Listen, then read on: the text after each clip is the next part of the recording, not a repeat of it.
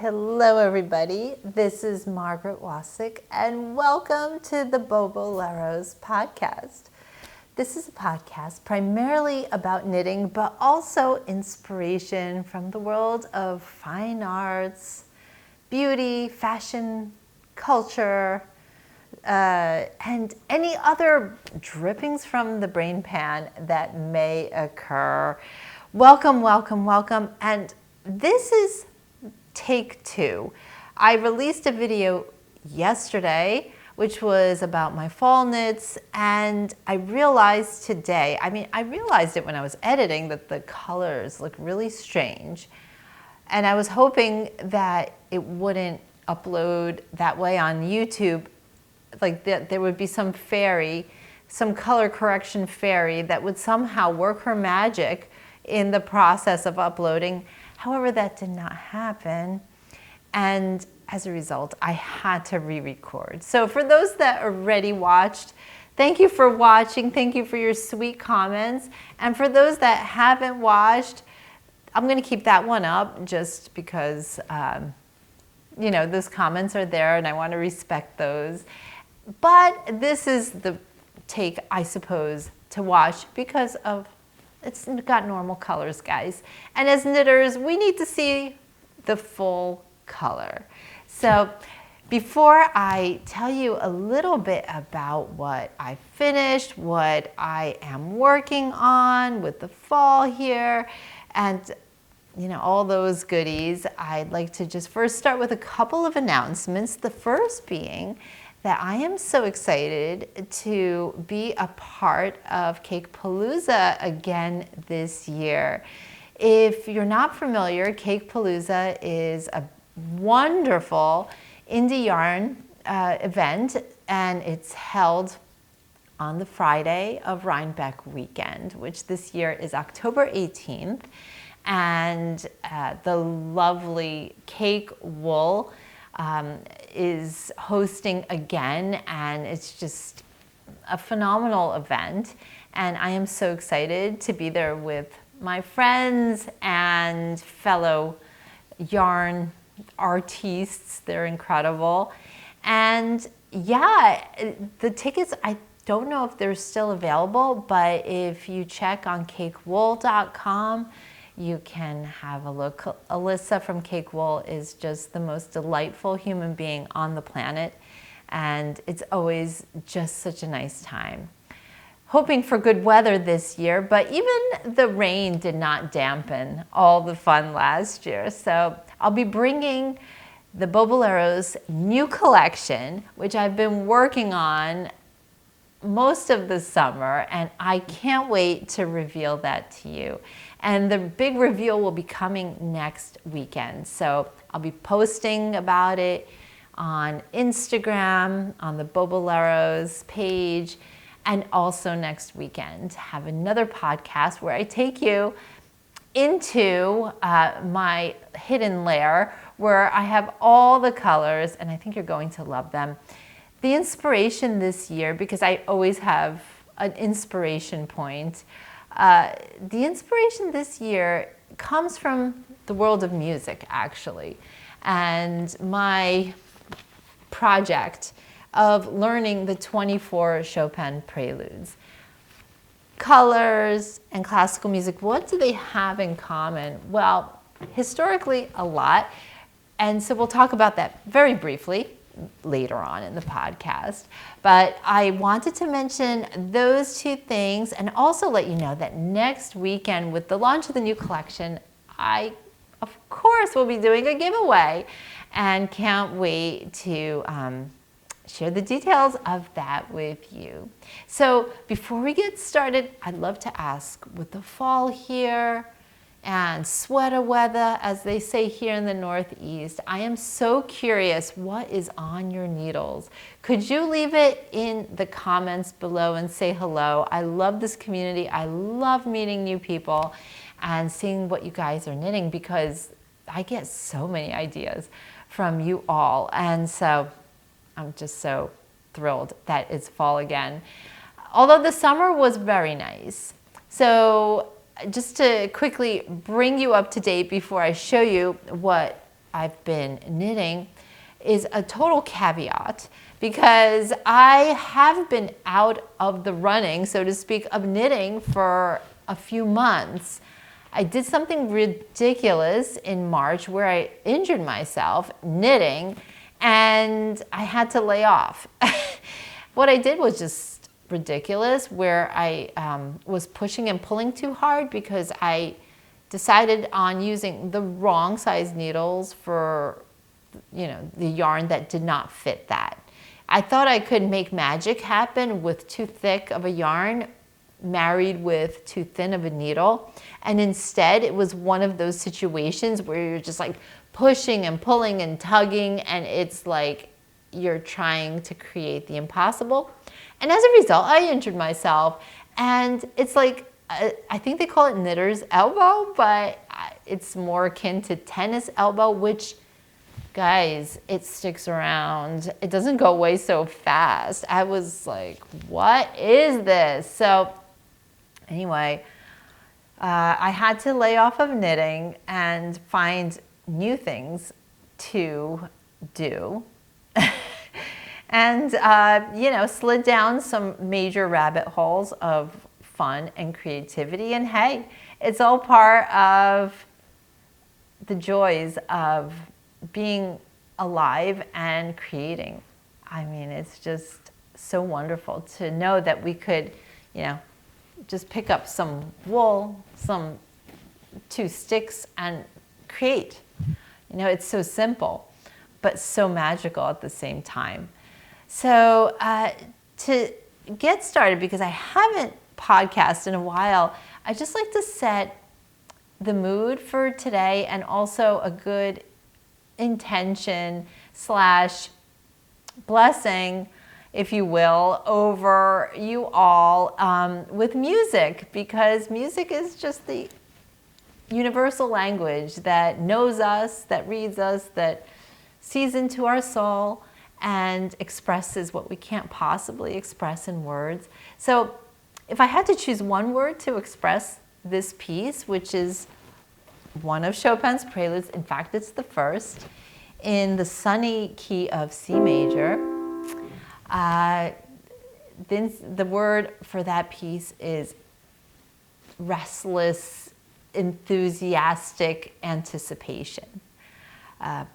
Some great poetic pianists of the past have referred to it as the anticipation of a great reunion. So that's what it feels like to me, is a great reunion with you all. And I feel so grateful for that. So with that said, I'd like to play for you the first prelude in C major by Frédéric Chopin.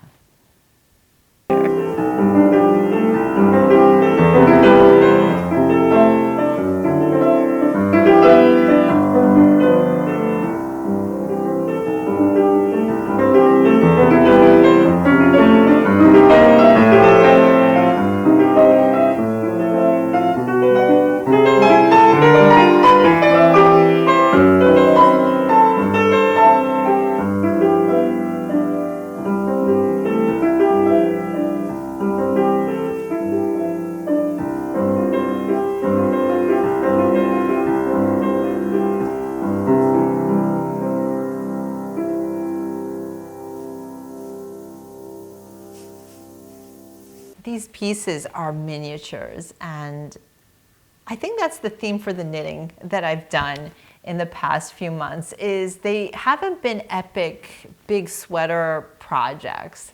They've actually just been accessories, but I've been really enjoying the process of making a few accessories. Now that I kind of got those wins under my belt, I'm on to bigger things like sweaters and cardies. But, like after knitting for a while, not knitting for a while, it was sort of hard to get back on the horse because I sort of got out of the flow of it. And again, I just repositioned myself doing other things. And so I was like, oh, well, there's no time now to knit. But the right inspiration came around in August when this shrug pattern was released, and this is from Jackie Rose and her Shrug Season collection. I've been a huge fan of the shrugs ever since Jackie published the first one already over a year and a half ago, I think. And I especially loved the bulkier weight ones. And when I first started Boboleros yarn dyeing, I went crazy sort of making color combinations using a bulkier weight yarn held together with a brushed mohair in DK. And those were a lot of fun, and I still make those. So to make this one was a bit of a departure for me because it was using 2 strands of fingering weight yarn held together. And I forgot to bring those samples. Hold on a second. I am back. Well, the yarn I used was my own hand dyed, and this is Boboleros. And this is a new base for me. It's called Bridget Sock. And let me tell you why I chose this. Well, cashmere. It has cashmere, that's why. You know, I love these shrugs, and they're such classic pieces that I really wanted to make sure that the yarn I used would be scrumptious for the long run. So it's MCN high twist sock with 80% superwash merino, 10% cashmere, 10% nylon, and 400 yards per skein. So these were my 2 colors. And again, classic, okay, this is my, this is a classic pairing of cream, sort of an ivory, and a black. And you can see the twist on it. And it's just really scrumptious. And especially held double, it really produced a glorious fabric. So let me try it on here. I've already had a couple of occasions to wear it with this transitional weather. And I'm trying to see which one is the bottom and which one is the top. I think that's the top. With this transitional weather, these are so perfect. Okay. And I love it next to the ebony and ivory keys. Such a nice compliment. Here we go. So the one issue I had with the pattern, you obviously see here, is my, okay, jogless join. Ay, ay, ay. My jogless join was more like jogging and jogging and jogging and jogging and jogging. I don't know what I did wrong, but besides that, I mean, it's just such a wonderful piece. I possibly knit too long because it really did end up being, you know, down to here. But I actually do like the option of wearing it almost like a capelet because it's got that stretch. And so you could, you know, put it over a casual outfit or I think something dressy and make such a statement. Also, you know, how cozy is that, you know, to have just the extra warmth around your arms, I think is just so wonderful. So yeah, like truly a classic. This jogless join though bothers me terribly. And I don't know what I did wrong because I watched videos about it and I tried to do it accordingly. And I don't know why. I had to, like it was much worse than this. I had to go in and try to sort of duplicate, stitch it like with a needle and cover it a bit.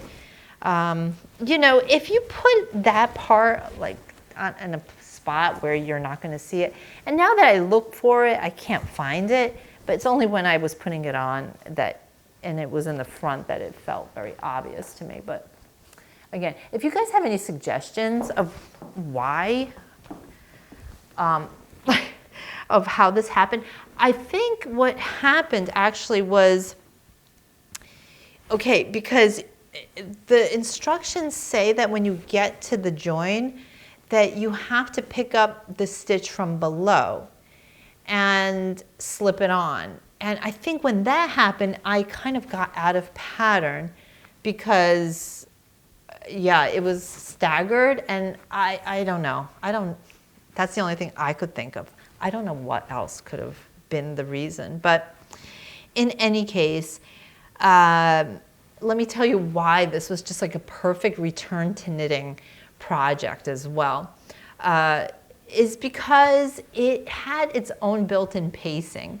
I love projects that it kind of compels you to keep going, because once you start, you know, like I would give myself a certain quota, like, okay, you have to do, I think it was like, was it like 20 rows or something before the next color change and the stripes. And then, you know, you kind of breeze through the stripes because there's so much going on and changing colors, and yeah. And then it's another kind of like marathon, a slower pace, and then you're sprinting through this. So in total, it took me a week, but it was very doable, and it was very satisfying to see all these stitches come together. The cast on I used was the suggested tubular cast on, which I've done it already a few times, and it's not my favorite process, although I really appreciate the result. One of the things that gets me stuck is, not stuck, but I get always confused, is how many times do I have to like keep going back and forth with the knit the knits and slip the purls before I get into pattern. Is it like 4 times or something? I always get that part wrong. And then joining it, I never could quite do it the way the instructions say. I'm always like at a wrong stitch count. I don't really know why that happens. Each and every time it happens too. So it's obviously I'm doing the same mistake over and over. I actually did screw up the cast on, as you could see it here, is because it flares out too much. And I remember exactly when that happened. And you know what I did? Don't do this. Don't do what I did.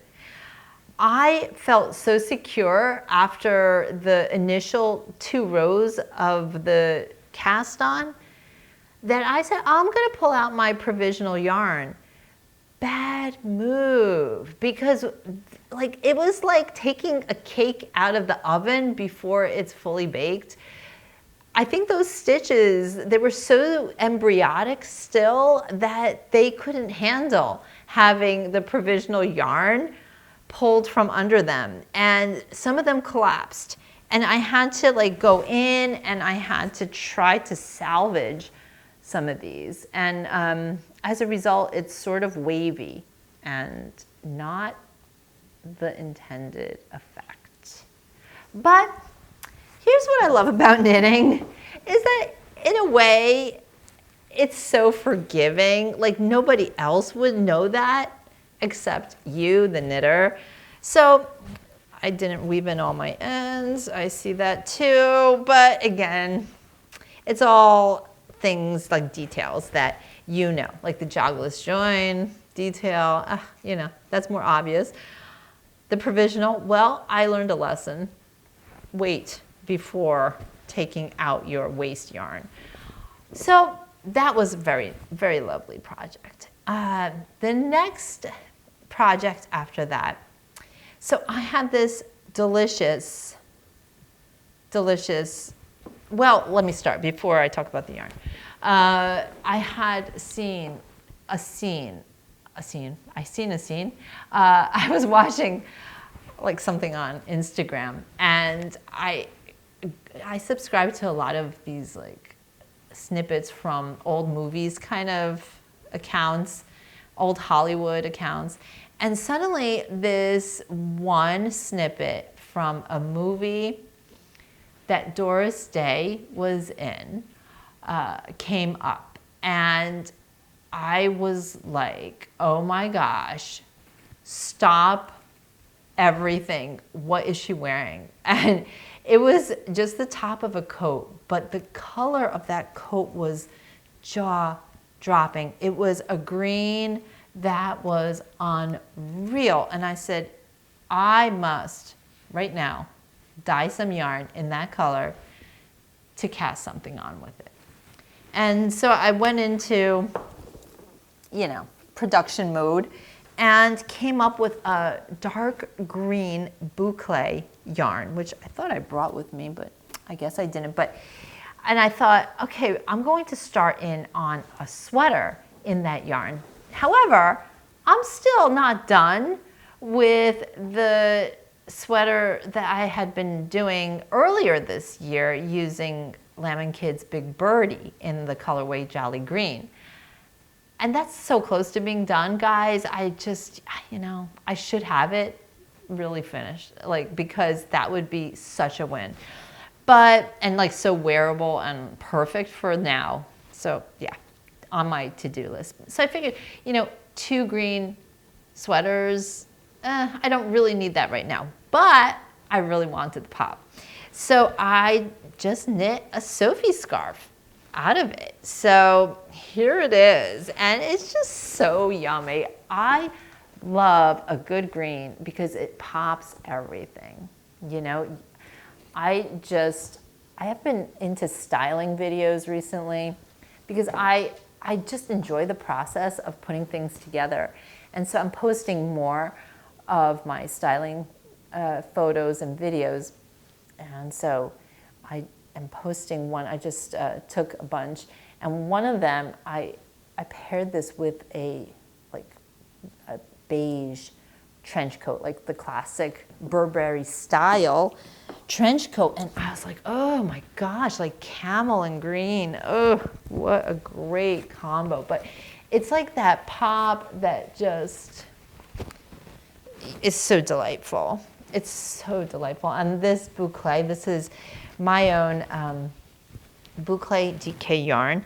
I'm going to have all these colors, by the way, available in the shop with the launch of the collection next week. So to get updates, just subscribe to the Boboleros newsletter and you'll be the first to know.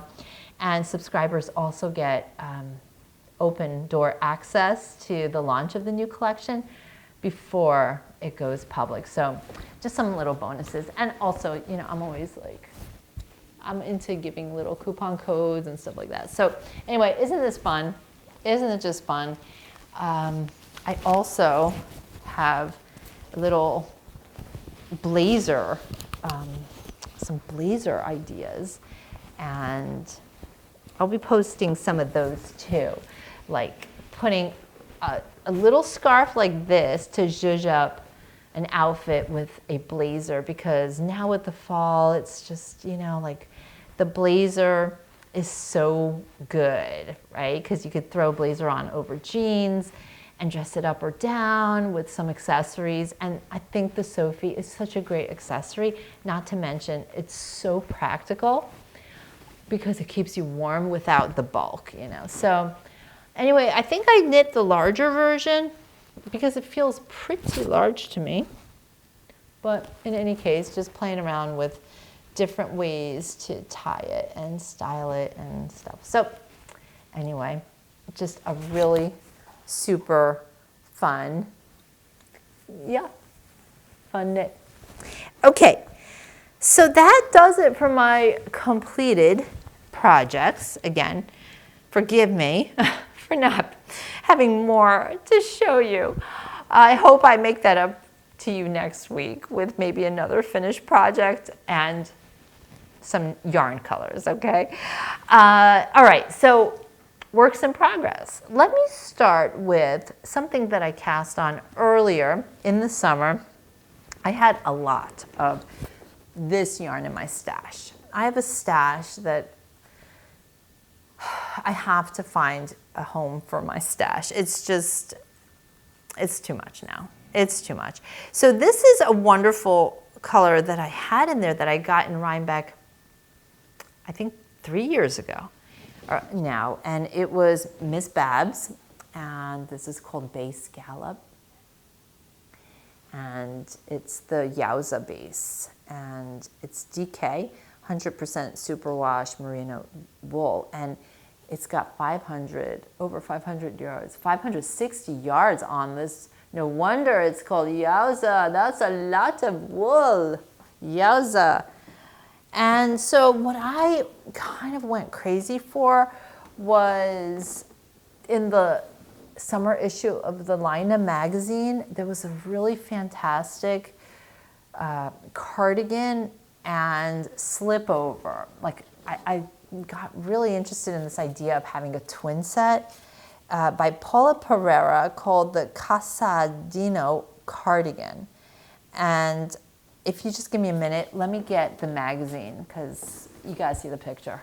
This line of magazine is just so great. It's this issue, and this is it, the Casadino. And as you can see, it's like so cute. So this is the slip over, the slip over. And there's like such nice little details, like a tiny bit of ruching. So cute. And this is how it looks together. Isn't that really nice? So a couple of my friends are making this because I'm hoping to have samples. They're making it in my yarn. And so it's just gonna be super scrumptious, but they got my yarn before, and I started before I even dyed the yarn, so I used what was in my stash just to get an idea of the pattern. Unfortunately, I didn't get as far as I wanted to, but let me show you. I'm almost there. I'm almost done with the slip over, and it is good. It is good. So here it is. And so, yeah, I mean, I'm really close now. Just have, even like to wear it as a vest. I'm like, even like over a denim shirt or something. How fun is that? I am crazy about this detail here. I undo my yarn here. This like little ruching here is everything under the arm. Yeah, the halo on this is gorgeous because I am also holding it with a yarn of mine. Let me show you that one. This is,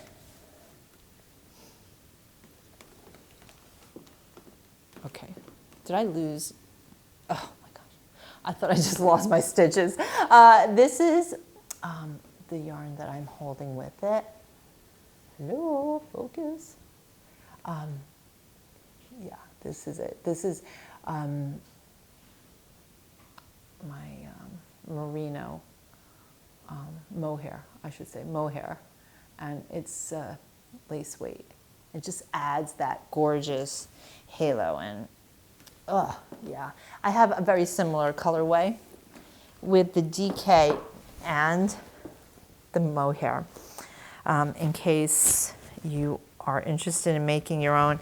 I just think the set is so classic. It's one of the greatest patterns, I think, and I can't wait to see how the samples are done. So one tester of my yarn, not the pattern, is making it in like a baby blue color and another in a natural cream. And I think these are just forever pieces, and which I want to make more of these days. Because I realized something about myself, which is when I love color work, and I have made a few color work sweaters. However, I don't really wear them, and I don't know why that is. And I've been questioning myself, and I wonder if you also have had similar things. Like, the question is, are you gravitating to sweater patterns that intrigue you, but at the end you end up not really wearing for whatever reason? And what is that reason? So I looked at my colorwork sweaters and I thought, I don't wear this one, I don't wear this one, I don't wear this one. Why am I not wearing these? And there were a few things that I realized. So number one, I realized that I was knitting them in either a plain DK or sometimes a fingering, but I don't do fingering sweaters anymore. No. And I am not crazy about like a plain DK sweater anymore or a plain worsted weight sweater. I need to have the halo effect. So there needs to be a little mohair, there needs to be a little strand of alpaca or something with it just to give it that halo, to give it that coziness. I so want to be cozy. So yeah, like to me, just plain old DK feels rough and it doesn't feel comfortable, and it also accentuates the unevenness in my knitting. And I have to confess that I try as I might, and as conscientious as I am with keeping gauge and keeping my tension, I should say, not gauge, but tension, I'm still falling short of having the even stitches that I see some of my knitter friends have, and I'm so like, how do you do that? How do you do that? And it's like, it's almost like perfection.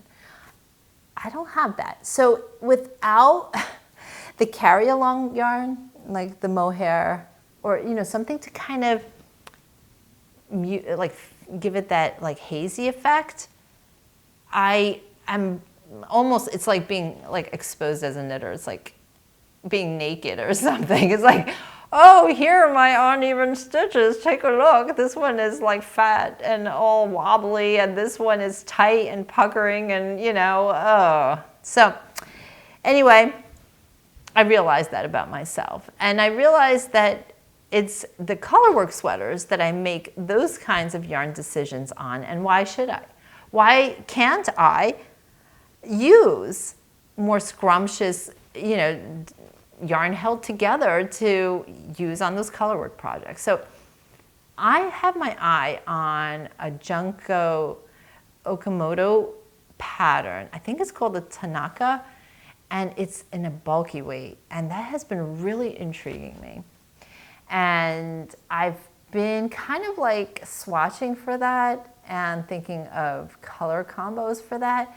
I don't know exactly yet what I'm going to choose, but I definitely, if I go that route, this time I'm using the mohair so that I get that effect of the halo. And I think that way it'll solve the issue that I'm having of, wanting to make colorwork sweaters but not wearing them. All right, so if you have similar experiences of that, let me know. Am I the only knitter who's been knitting for like decades who can't still keep even tension? Am I the only one? I don't know. Let me show you another goodie. This was a total find. I was looking for a cable needle or something, and I was going through my, closet looking, where's that cable needle? And I have a lot of UFOs in that closet. So if you don't know, UFO means unfinished object. Tons of bags with UFOs. Don't even get me started. And I saw this cute little basket bag, and I was like, oh, I remember that cute basket bag. What's in it? And then I looked inside, and I was like, oh my gosh, this is like a whole wonderland of a sweater that is half done, and why haven't I finished it? This is the other thing, and so I am rediscovering my UFOs and committing to finishing them before starting anything new. Look at this. Is not this just wonderful? So this is a little cardie. It's got some cables. It is made out of my Vivian brushed mohair, and ay. Let's bring her closer. let me show you a couple things about this sweater. So, okay. So knit on, I believe this is a size 8 needle and a DK weight brushed mohair. This is a gorgeous color. It's like marigolds now are everywhere. And this is a marigold color. It's just such a stunning, like curry type of orange. This folded neck is one of the really nice features about it. So, yeah, and it just gives you that little bit of like funnel neck that is so nice. And then there is a cable motif, and it is going on for a bit, and then the rest is, I'm just going to continue as established, probably for a few more inches, and then go do a rib and be done with the body, and then put on some sleeves, button band, and voila, instant sweater. Now, let me tell you a little bit about this. This is a pattern that I kind of came up with, sort of. The story was that I was in Bloomingdale's. This is going back now, like a couple years or something. I was in Bloomingdale's getting whatever, mascara. That was my intent. And I don't know why they put the bathroom on the second floor where all the like really, wonderful designer clothes are, and like it's such a temptation, and I don't need to like entertain thoughts of being even more fiscally irresponsible. But there I go, just naively thinking I could make it to the ladies' room without being distracted. And then of course I see in this one area where they had this designer Ganni, Ganni, I saw this wonderful mohair sweater in this kind of orangey red, and it just blew my mind. I just thought, oh, this is like the ultimate little sweater to throw on. I tried it on. I was like, oh, this is great. And then I saw the price tag, and I was like, $400? No, I couldn't make that. So there I went, trying to figure out how to make this. Again, since it's been such a long time, I didn't keep great notes. Unfortunately, I remember how to start it off with the neckline, and I also remembered that I was kind of riffing off of a pattern called the Novice Cardigan by Petite Knit. That was like the basis of my numbers, and then I did this kooky cable to try to imitate what I saw in the Ganni sweater.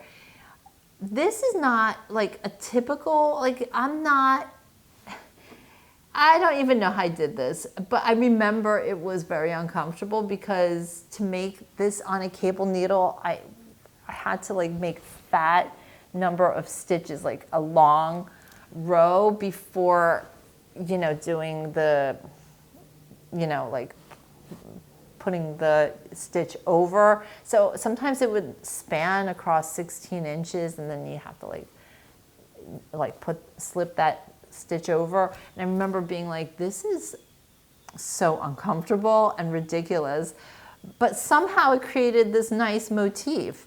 So it was, and the back is really cool. So anyway, I said, I don't even remember what I did anymore, so I'm just gonna leave that, and just keep going down. That's fine with me. I'm happy just to have these long rows that kind of, I don't know, I like that feature. So sort of a happy accident, I guess. I hope I could get the button band nicely done because I don't have too much experience with button bands. So anyway, to be continued. I'm really excited to have this one, and even more excited that it was already half done because I needed a cardigan and I was already looking for ones to cast on, and even though I should finish the Ingrid cardigan, which Maya, my daughter, is almost done with. Like literally, she's on the tail end and she had to reorder more yarn for it. But gosh, she tried it on the other day. I think I'm going to have to like borrow it to show you on the next podcast. It is a dreamboat. It is the most phenomenal, like bomber jacket style. Oh, it's great. It is just great. So anyway, I will not be writing this pattern simply because I don't know what I did exactly. It's too long ago. But I will be finishing it, and I will have the yarn for you, and maybe you could find something similar. There's so many gorgeous patterns on Ravelry. At the time, I couldn't find anything like quite like that Ghani, but since that time, maybe there's more that have popped up. So that does it for the knitting content. Yeah, just super excited about all these things. And in the summertime, one of the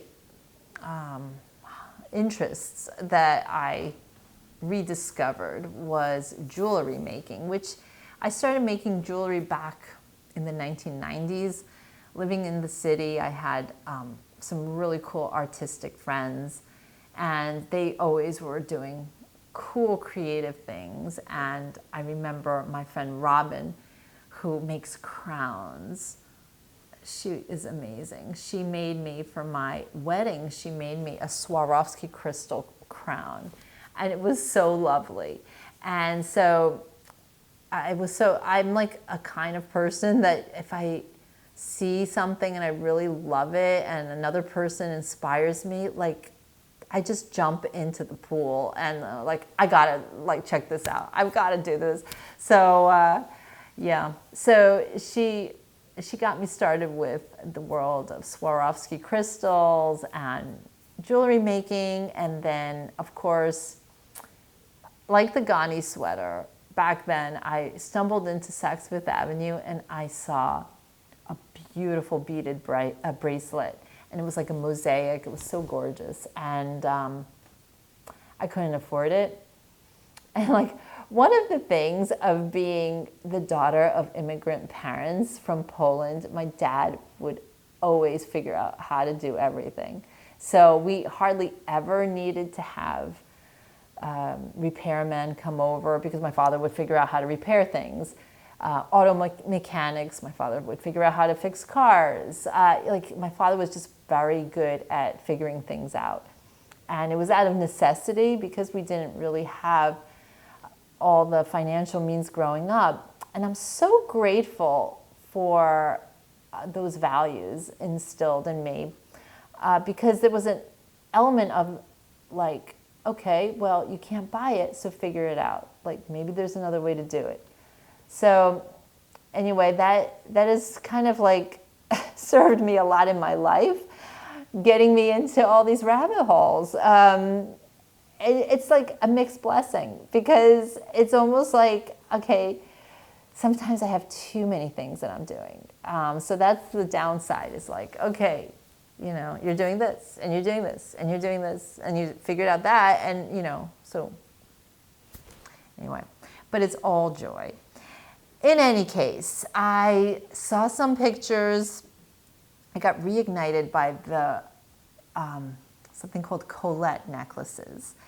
Colette necklaces are when you have like a glass crystal bead encased, and it was like very in style back in I think like the Edwardian time, not the Victorian, but like afterwards. That was like kind of big then, and now it's been sort of modernized. And so one of the inspirations was Anna Wintour from Vogue, who has been featured wearing these Colette necklaces that she stacks some multicolors, and like she wears them so fabulously, of course, because she's Anna Wintour, but they're not so easy to find. And so when I like, again, I saw a picture of some and I said, I really want that. I can't really afford it right now, so I'll try to make it. There we go again. So this is one of the necklaces, which is such a fun little disco kind of ball situation. I love this one because it's like a combo that goes great with everything. Black and cream, you can't go wrong. And I launched in the summer my first collection of the colettes, and they really sold out very quickly. They're just fun in different colors, and I don't know. So I'm making more, and they will be in the shop as soon as I've got a few together. But like, some gals have written me like, oh my gosh, I get so many compliments when I wear these, or it is like the thing that dresses up any outfit. And I have to say, I agree. They're easy to wear, and they're fun, and they've got that little bit of, like, I don't know, like that je ne sais quoi, like what's that? And it's like sparkles, but it's not too much, it's not overt, and the colors are really great. It's kind of like a colorwork sweater when you pair them. This is one of my favorites, this was the first that I created, emerald, because green. You just can't go wrong with green.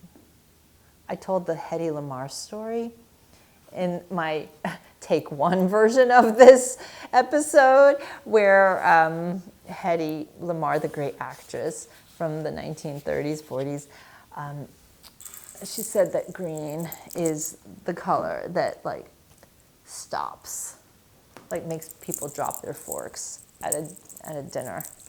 Like when you make an entrance in green, that's what does it. This one is in Celadon. So just again, like fun to throw over any kind of outfit. So playing around, because that's what we do in La La Land. While, reality is reality, we can play in La La Land. I always say I'm dressing up for my fantasy life. I was just in J. Crew the other day, and I was like looking at these leopard slingbacks, and and this sweet girl was helping me, and she's like, oh yeah, they're gonna go great, like for dinners out and for like traveling, and she was naming all these like fabulous things, and I was like, yeah. And she's like, yeah, you can wear them to all those things. I said, yeah, that's my fantasy life. That's my fantasy life. I need more. I'm such a homebody, really.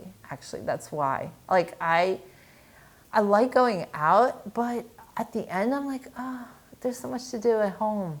Like, there's so much to like, books to read, jewelry to make, pieces of music to learn, and so I don't know. Like, yeah, you don't need that many clothes. That's why I'm starting this Instagram outfit thing, because I figure if I'm not wearing them out, I'm going to wear my outfits in. There you go. And photograph them because, why not? Why not? It's just fun. Okay. So that was that. Another thing this summer, a rabbit hole that I got into was jam making. And my goodness, jam making is, I realized, very intricate, very fun, but I did it because I was just so dissatisfied with the jams on the market. I don't know if you've noticed. Is it just me?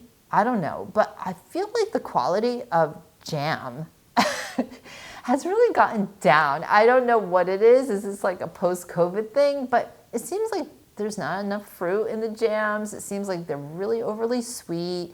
It seems like they're runny. And I was like, what's the story with jam?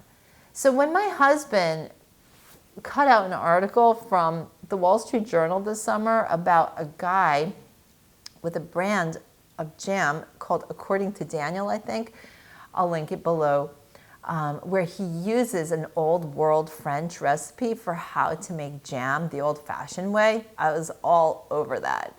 I was like, yeah, because we were just like hitting peach season, like it was almost done. And that was basically the last train before saying bye-bye to jam making until, next summer.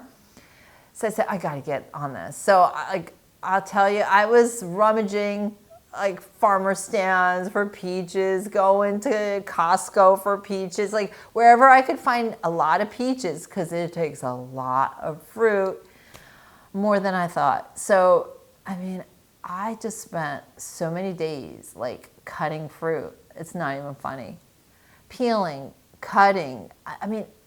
It takes like for an 8-ounce jar, it takes like a pound of fruit. That's no joke. That's a lot of fruit. But anyway, I burned 2 pans. I almost like killed them completely. Thankfully, barkeeper's friend, thanks to again, my angel Rajiv Surendra. Do you guys know him? His YouTube is like the best ever. And he did a whole thing about barkeeper's friend. And ever since I got that, it's like saved my pans. So I thought this pan was beyond saving, but after the barkeeper's friend, it came back to life. But still, I was kind of nervous about making jam again in that kind of lousy pot. And then, just like discovering fine fibers to knit with, there's a world of fine cookware made especially for jam, which I knew nothing of. And of course it has to be French, of course. And of course it has to be copper, because there's nothing like copper. Remember from Moonstruck when it's like the father of Cher is a plumber and he's trying to like sell this couple that has messed up plumbing. He's trying to sell them on the more expensive copper pipes. He's like, but then there's copper. So, anyway. But then there's copper jam making pots, and they're like another level, and it's like the, ultimate first class version of jam making. And at one point I must have told my sister, and we had this like little exchange, I don't know, for her birthday. She mentioned like, oh, I really want this Parker Thatch bag, the Jane, and I want it in brown suede, but I can't justify it. I just can't do it. And I said, honey, you deserve the Jane bag. Let's go in halvesies on that and get you that bag. Anyway, it was like so exciting. And it really, I don't know, it was just a fun moment. And I was so happy like that she got that bag. And she was so wonderful. She knew that I wanted the copper pot. And so she got me the copper pot.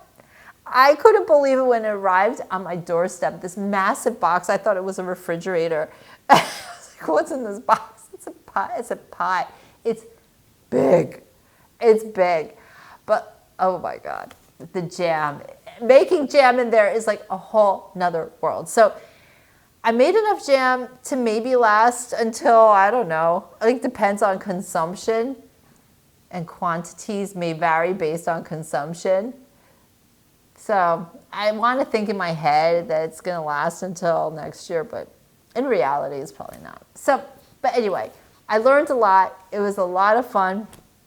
And, for at least, this interim, I could really appreciate like a jam that has the things I want in it. Fruit, chunky, not too sweet, not too thick, but definitely not too thin. So anyway, sometimes you just got to make it yourself.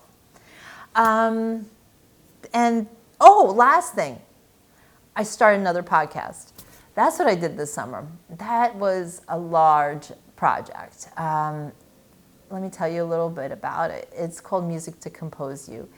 And I've, for many years, as a classical pianist, I've been also studying the health benefits of classical music, because there's something special about classical music, that it does something to our body, mind, and spirit. I've always been intrigued by that. And then I added the component of frequencies and special sounds that contribute to our well-being. And did you know that there are like specific sounds that we can listen to that do wondrous things for us? So yes, one of the things I will show you, I think I still have it here, hold on. One of the things is a tuning fork, and let me show you that. This tuning fork is a revelation. I discovered this one over 10 years ago, and it's like what's in our medicine cabinet.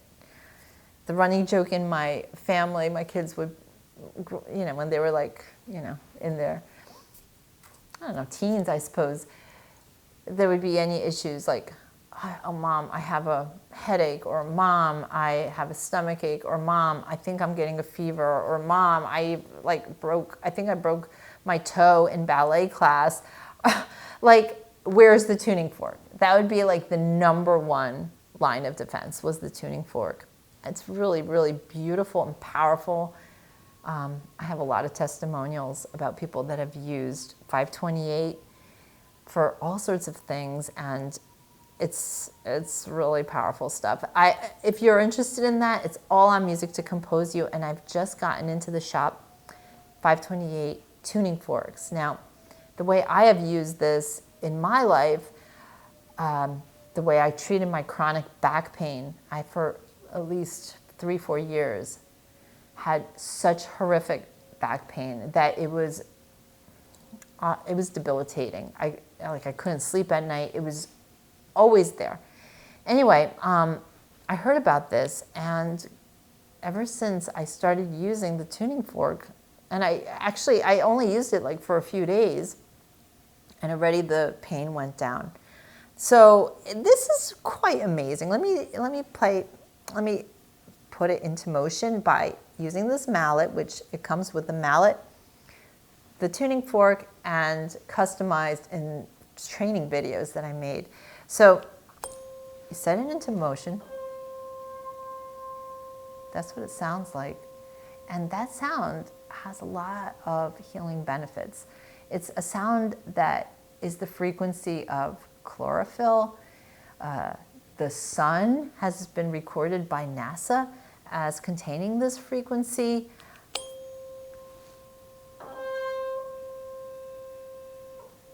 And even on the tuning fork, says that it has DNA repair. Like, it's really quite staggering what it does. And as a result of using this and seeing the powerful properties it has, I have my piano tuned so that my C, above middle C, is also vibrating at 528. So that's a very special thing to do. It's not common and not easy to do that on a piano. It took a while before that happened. But once it happened, oh my gosh, like it was a big change in the atmosphere right away. Like, I had a dog at that time, Sonia, part collie, part shepherd. She was already getting on in age, but she had a limp due to Lyme's disease and couldn't shake it. And once the piano was retuned with that 528, which is known as the love frequency, everything is love. All you need is love. Yeah, that's right. Started hearing music played on this. I would play the piano. The dog would come lay down next to my feet. And at one point, the dog put his paw on the leg of the piano. And I imagine probably that's because, instinctively, she knew that there was healing energy coming off the piano. And 3 days later, there was no limp. I say these things and people are like, Margaret, you're crazy. Even my parents think I'm crazy. So if you think I'm crazy, that's okay. Even my parents think I'm crazy. But there's more and more evidence that there are special qualities in this sound. Science is backing it, and now more and more people are coming out and saying, you know, there's way more than we realized contained in music, which is ancient wisdom. I just did a podcast about that, and if you go to musictocomposeyou.com, I'll put the Spotify link below, not Spotify, iTunes link below. You could listen and, you know, make your own conclusions about it, but a lot of powerful effects of music. So that does it for today's